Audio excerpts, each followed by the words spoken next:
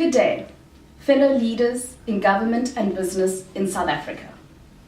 As I'm sure is the case for many leaders across our country, I spent last Thursday evening listening to our President, Cyril Ramaphosa, deliver his State of the Nation address, and I listened with keen interest as an active contributor to the economy and the social impact sector in this country.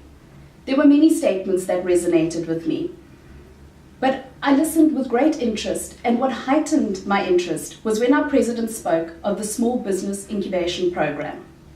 He made a specific statement, and I quote, "We call on all companies, both big and small, to participate in this initiative and thereby contribute to not only to build their business, but also to build the economy and fostering social cohesion." As a leader of an NGO, dependent on funding and particularly on the goodwill of all South Africans, I spent many days in meetings with business leaders to engage with them in sharing our vision and as an organization to encourage them to support our work. However, as simply as the President issued one call, it dawned on me that the work we do and the level of support that we need is of national concern, and quite frankly should enjoy national priority and attention. The fight against blood disease has for a long time been a little known or understood body of work, only really embraced by individuals when it affects someone close to them in their business or personal life. The Sunflower Fund has for the past 19 years been part of this fight by recruiting blood stem cell donors to give the hope of cure to children and adults in need of a life-saving blood stem cell transplant. As we engage daily with business, government and communities, we are reminded of how much work there is still to be done to educate people, to make them aware of the urgent need for blood stem cell donors in South Africa and across Africa as a whole. In 2017, we set out to transform our organization, to increase our impact and to do more towards getting more patients to transplant. At the start of 2018, we submitted an application to the World Marrow Donor Association to become a registry and received approval of that application on Human Rights Day. This filled us with great enthusiasm to build on our past successes and to grow our influence and impact across our continent. 1 year into our journey, we reflect, as has our President, on a year gone by. And it pains me to not wholeheartedly be able to agree with his words, which paraphrased said, "We celebrate the triumph of hope over despair." In our field of work, every new donor we recruit keeps the hope alive for a patient with a blood disease such as leukemia who is in search of a life-saving match. Finding this match is currently a probability of 1 in 100,000, and unfortunately, contrary to our vision, there are still many patients dying without finding that match.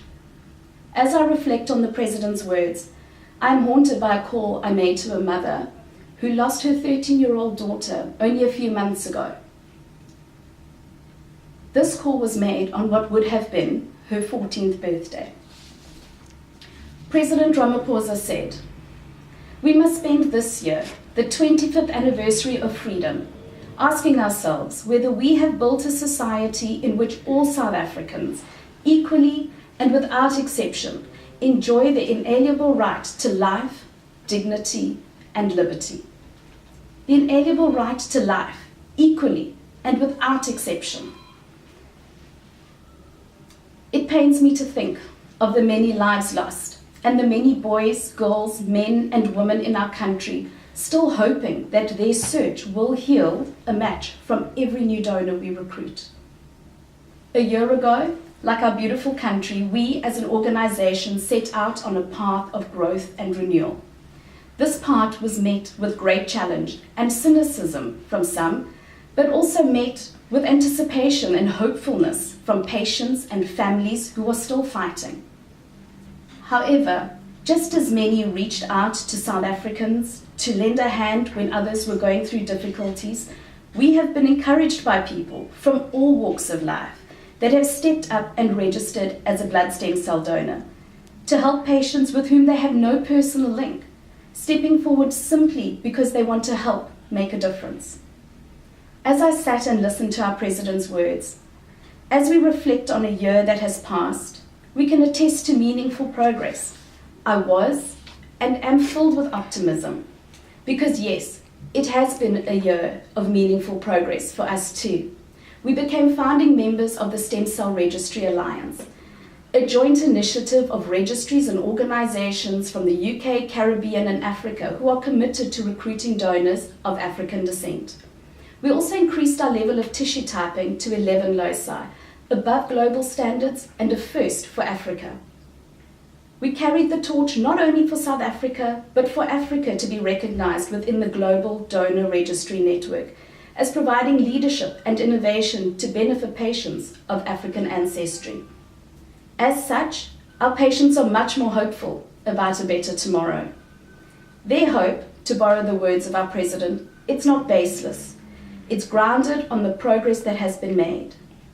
We are also pleased to have experienced the spirit of active citizenry. And yes, we are determined to stay our course. We are undaunted by the considerable difficulties we have yet to overcome on this journey. Fellow leaders, just as South Africans who are eligible to vote, we have been urged to register. I urge all government and business leaders who are under the age of 45 to register to become stem cell donors, as we have led in our pursuit to unify people, grow the economy, and create an enabling environment for small business to expand. Let us forge a path by which, through our example, others within our organizations will be able to heed the call to register, not only to exercise their right, but to register to be the hope for someone that might be waiting on them as their only life-saving match for a transplant. Fellow South Africans, I again borrow words from our President that truly inspired me. We are a people of resilience, of determination, and of optimism. It was the eternal optimism of the human spirit that kept hopes alive during our darkest times, and I'm optimistic that this human spirit will move some of our patients beyond hope on the path to cure as we unite to get them to transplant. It is this optimism that will carry us forward as we face a brave new future. It is a South Africa whose leaders are bold and courageous, leaders who remain servants of the people, and for whom fulfilling their duty is the highest and only reward. These leaders include you and me. The task before us is formidable. I call upon every South African to make this cause their own. If you are between the ages of 18 and 45, contact the Sunflower Fund and register as a blood stem cell donor. It will cost you nothing except a voluntary donation if you are in a position to do so. A patient stands the best chance of finding a match within the same ethnic group as them.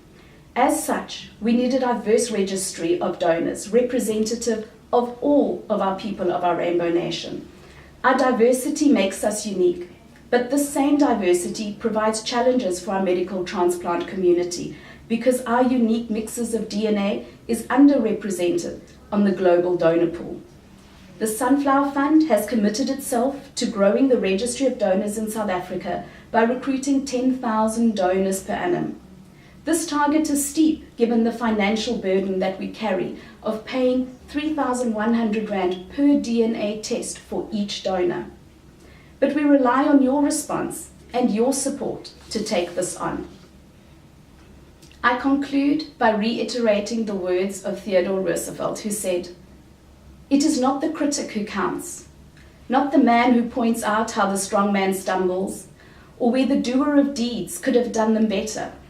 The credit belongs to the man who actually is in the arena, whose face is marred by dust and sweat and blood, who strives valiantly, who errs, who comes short again and again, because there is no effort without error and shortcoming, but who does actually strive to do the deeds, who knows great enthusiasms, the great devotions, who spends himself in a worthy cause, who at the best knows in the end the triumph of high achievement, and who at the worst, if he fails, at least fails with daring greatly." So that is the place shall never be with those cold and timid souls who never know victory nor defeat. Mr. President, you are right.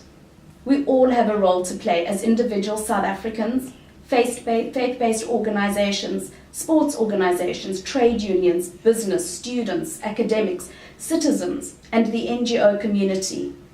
You said it so aptly. Let us continue to embrace the spirit of citizen activism, in line with the injunction to Mamina. We often hear our political leaders call on us citizens to step up and make our vote count.